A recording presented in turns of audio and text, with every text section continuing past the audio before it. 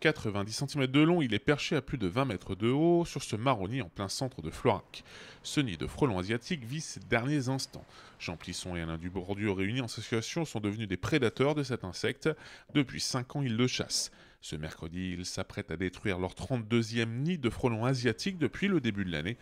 Protégés avec l'expérience qui est la leur, l'exercice ne les préoccupe plus du tout, la routine en quelque sorte. Plus maintenant, non. Au début, oui, j'ai eu pas mal d'appréhension, mais maintenant, non. Maintenant, bon, on le fait, bon. C'est-à-dire vous Ça marche. habitué à l'exercice, c'est ça? Maintenant, ça y est.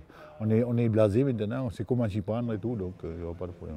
Équipé d'une perche de plusieurs mètres et embarqué sur une nacelle, Jean essaye d'enfoncer cette pointe à l'intérieur du nid. Elle est reliée à une bonbonne de dioxyde de soufre. Alain reste en bas et ouvre la vanne. Les insectes infolés sortent du nid avant de mourir un par un. Jean fixe ensuite une scie sur la perche et finit de détruire le nid. Attention, ça va tomber là.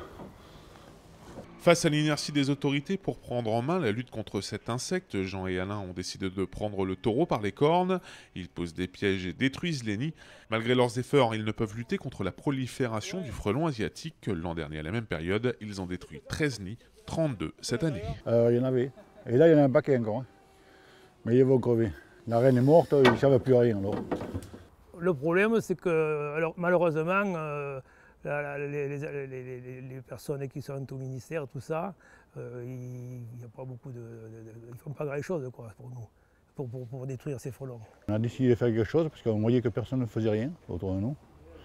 Et il y a des gens privés qui le faisaient, mais à des prix exorbitants. Il y a un gars, une fois, du côté de Bouliac, c'était un Oudensé, c'est vrai que c'était très haut. On lui demandait 1 500 € pour enlever un nid. Alors, quand on a vu ça, on a dit c'est pas possible, il faut faire quelque chose, parce que les gens ne peuvent pas payer, et puis les frelons vont continuer à proliférer. Quoi. L'an dernier, ces deux chasseurs de frelons ont détruit une 50aine de nids. Leur intervention est gratuite, hormis le coût des produits. Jean et Alain souhaitent aider, donner des conseils à des bénévoles pour détruire les nids, une façon pour eux de faire un maillage et un quadrillage du territoire pour contenir l'expansion de cet insecte. Son éradiction aujourd'hui semble impossible. Le frelon asiatique représente pourtant une vraie menace pour la nature. En France, il n'a pas de prédateur naturel.